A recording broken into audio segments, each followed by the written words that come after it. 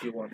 So today, oh my God, I'll look here because it's so laggy on the other one. Effect. Yeah. It's super laggy on the other one. So today we're showcasing our game Immortal, and specifically the character, main character, how he controls, what he is, what he can do, and stuff like that. I brought it here so maybe others can try it out, play it, see if it's fun for them to mash buttons, because we probably can.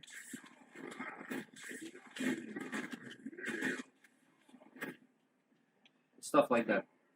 Or you can even do like, wait, please. No? Come on.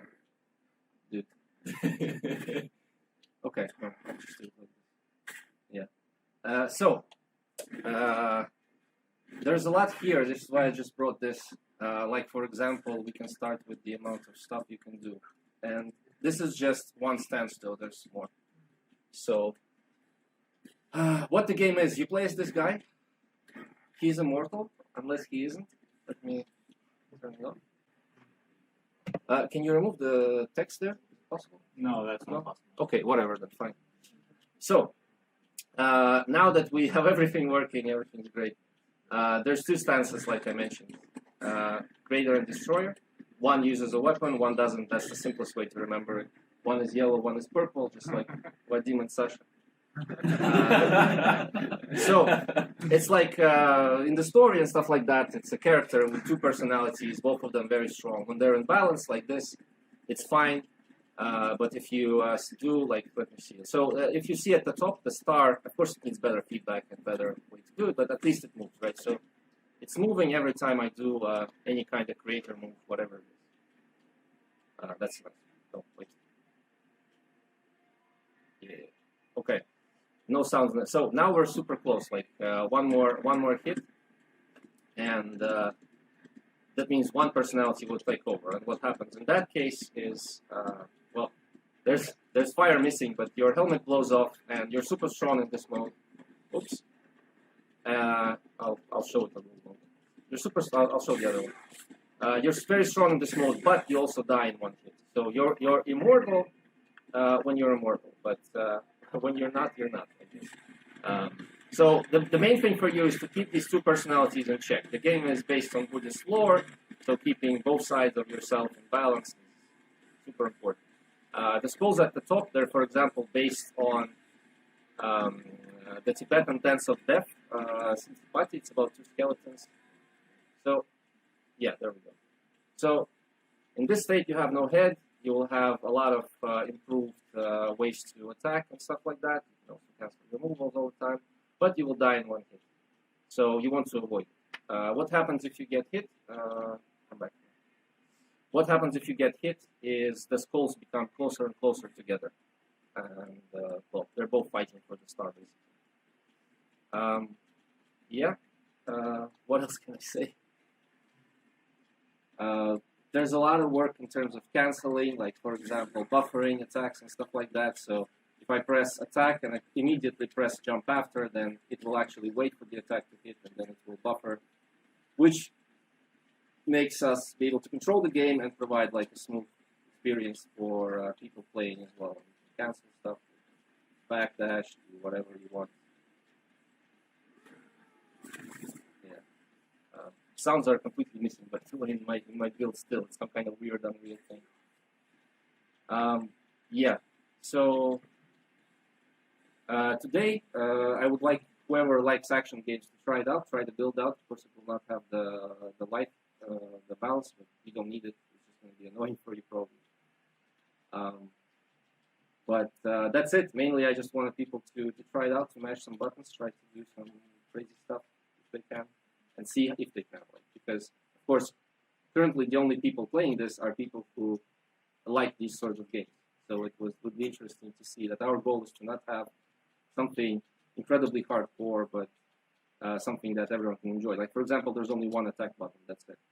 So the controls are, oh, by the way, the controls are pretty simple. You have an attack button, and that does all your attacks, depending on if you hold up, you hold down, you hold, like, back, or if you're in the air, or whatever. So yeah, and then there's the stance change button, and it has a completely different. And you can change wherever you want.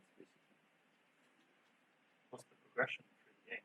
The progression for the progression of the game is the prison story. You're like the warden of Wheel of Samsara. We see it as Buddha's prison for souls because they are meant to be there. And one of them is the Titan realm. I said in the beginning, this is like the Valhalla of Buddhism. There's been issues and story and stuff like that, and I don't want to get into it much right now. So more or less, you were the warden. Now you're the bottom bitch of the Buddha's prison, kind of. Struck you down, and you need to build up relationships with everyone else, with the gangs and stuff like that. These guys, for example, they're just souls of people passing through, and they really want to die and be eaten by one of the asuras. As you see in the trailer, those were asuras, the one which have face on them. If they get eaten, that's an honorable death in this realm, and they go on the wheel of samsara and stuff like that. And the progression of the game is I don't want to open documents and stuff, but basically, I'll answer your question. Every fight, if you know Shadow of Mordor games, okay, so very close.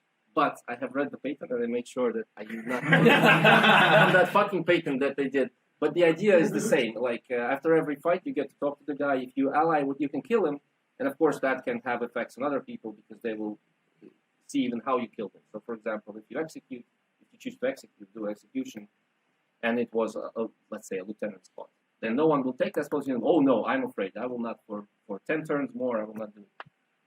But if you do a mercy kill, then someone else will take that spot. You can plan that your guy is here, and then he will take that spot, and more or less you have to capture, because the main thing is, if you reach, there's 4 bosses that you have to ally that were your friends before. This is like a prequel story of the actual Buddhist lore of the Wisdom Kings, which I have not found in any language possible, so we're kind of making it.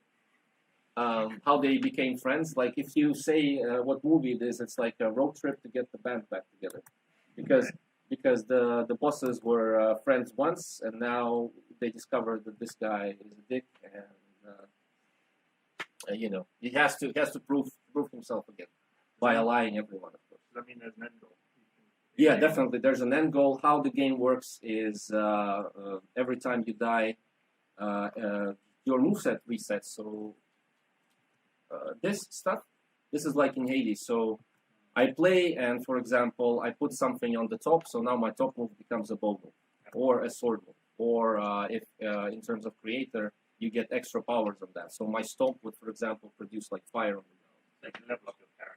Yes, you level up your character, but the main thing is this resets every time you play, every time you die. This part resets, and that's the cool part of it, that you make a new fighting game character for yourself. But what stays is the relationships that you built. So all the guys that hate you, they will still hate you. The guys you made friends. So you try to build up this stuff by dying over and over again, and eventually allying everyone. We have a whole big loop and big design document, but it's a whole thing. For today, it's more or less about. I hope I answered your question. Yes, yeah, you did. I will shut up now. Any more questions? I will try to do some homework while we see if there are questions. And just final stage of the certain stance, is it seem to be avoided, or it's just extreme way to play? So it's an extreme way to play because you do get buffed, and you do get the ability. So for example, let me go to this stance. Like here, for example, I can do this move, and I can cancel it, but then I'll have to do a destroyer. But if I'm full creator, for example, right? Let me power him up a little bit. Okay, one more thing. So now, actually, I can reset the star, and the star can go back.